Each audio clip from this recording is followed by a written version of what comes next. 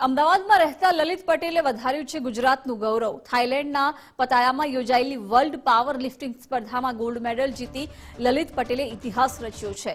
World power લિફ્ટિંગમાં gold medal જીતનારા તેઓ ગુજરાતના પ્રથમ વ્યક્તિ બન્યા છે। પતાયામાં 10 મેથી 12 મે સુધી વર્લ્ડ પાવર લિફ્ટિંગ ટુર્નામેન્ટનું આયોજન કરવામાં આવ્યું હતું। આ ટુર્નામેન્ટમાં ભાગ લેવા માટે જિલ્લા લેવલથી લઈને ઇન્ટરનેશનલ લેવલ સુધી ગોલ્ડ મેળવવા ફરજિયાત હોય છે। જે સિદ્ધિ મેળવ્યા બાદ તેમણે વર્લ્ડ પાવર લિફ્ટિંગમાં ભાગ લીધો હતો, જ્યાં તેમણે તેમની કેટેગરીમાં 405 કિલો વજન ઉઠાવીને ગોલ્ડ મેડલ પ્રાપ્ત કર્યો। લલિત પટેલનું મુખ્ય લક્ષ્ય બોડી બિલ્ડિંગ છે, પરંતુ તેની સાથે સાથે તેઓ પાવર લિફ્ટિંગની પણ તૈયારી કરતા હતા।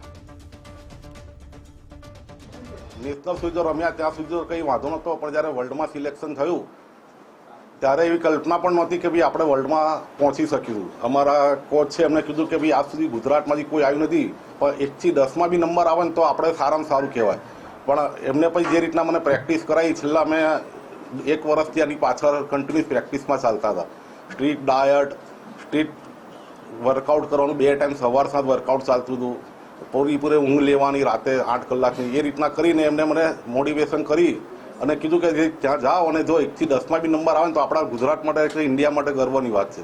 પણ ત્યાં ગયા પછી મારી જોડે મારા કેટેગરીમાં 22 જણા હતા મારી જોડે રમવાવાળા પ્લેયરો, એ બધાને માત આપતા હતા। છેલ્લે 405નું ટોટલ કરી હું 3rd પહોંચ્યો। શરૂઆતમાં જ્યારે આવ્યા હતા તો એમનું મેઇન જે ધગસ, ઉત્સાહ, ક્રેઝ જેમાં જવું તો એમનું મેઇન પેશન બોડી બિલ્ડિંગ હતું।